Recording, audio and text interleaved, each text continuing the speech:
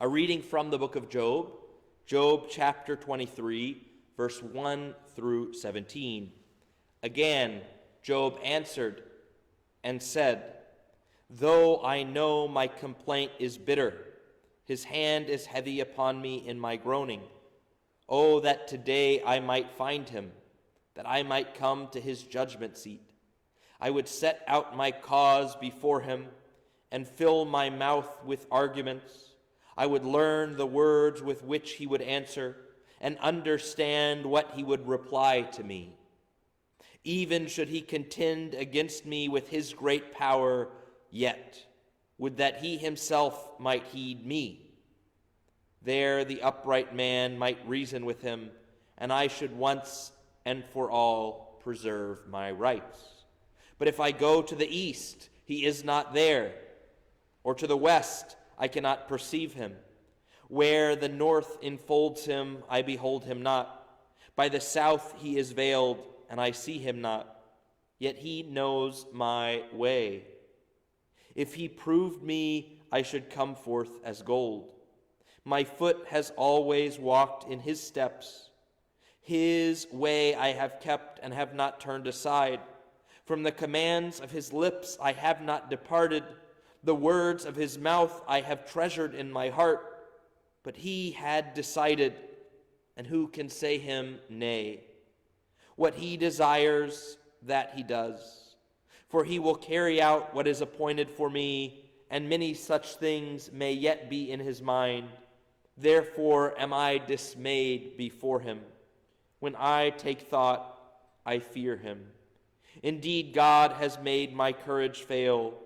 The Almighty has put me in dismay. Yes, would that I had vanished in darkness, and that thick gloom were before me to conceal me." Here we see again Job defending himself and demanding, as it were, that he be able to stand before God. He says, "I am looking from east to west, north to south, yet I cannot find him, yet he knows where I am, yet he can see me. And if he tested me in the fire, he would see that I am like gold.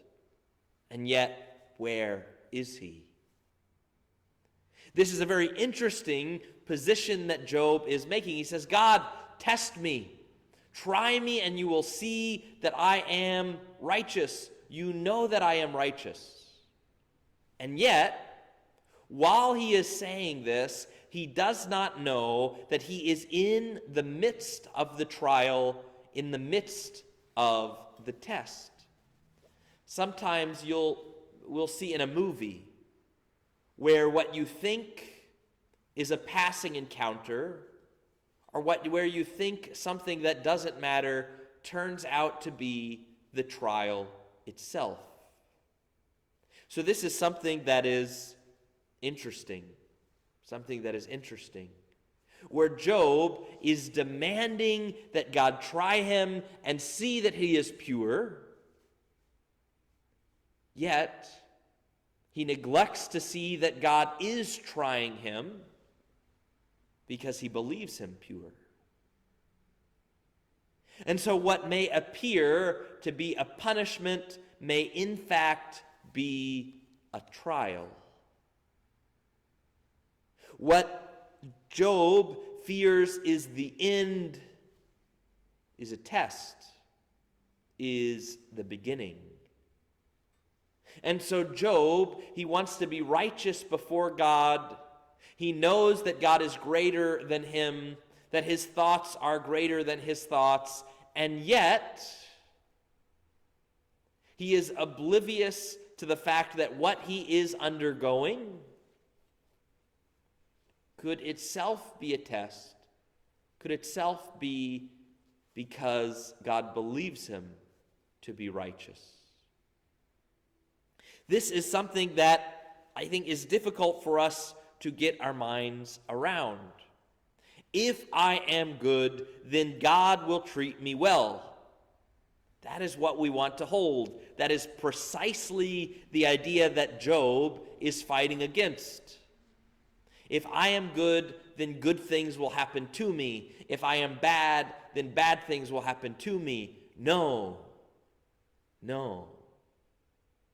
Now, if we think about Job, which is fulfilled in Christ Jesus, that he is the righteous man, and that he is tried, tested by the devil in the desert, that he is crucified and scourged on the cross, and that the earthly trials that he faces on the cross are nothing compared to the spiritual trials that he is facing. And yet Jesus, who is God, who is the Son of God, he does not say, Lord, try me and you'll know that I am good, so save me from the cross. He says, no. Father, what should I say? Save me from this hour? It is for this purpose that I have come to this hour. Father, glorify your name. Lord, if it is your will, take this cup from me, but not my will, but yours be done. And then what does he say on the cross when people are judging him, when people are acting as the friends of Job, trying him, testing him, debating with him? He says, Father, forgive them, for they know not what they do. That Job, often called the greatest piece of literature in world history, that Job is fulfilled in Christ Jesus, and that it makes no sense.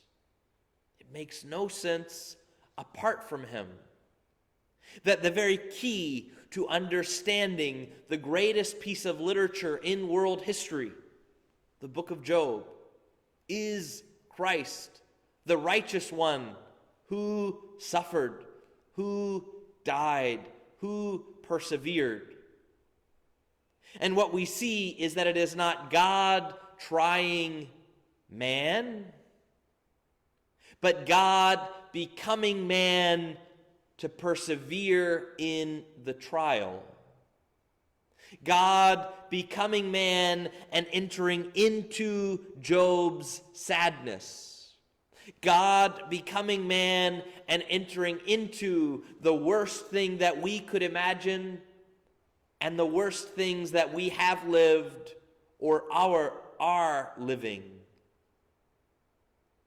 That God has become with us in our suffering so that he can transform it, so that he can unlock it, so that he can show us that God has not forsaken us, but that God is with us.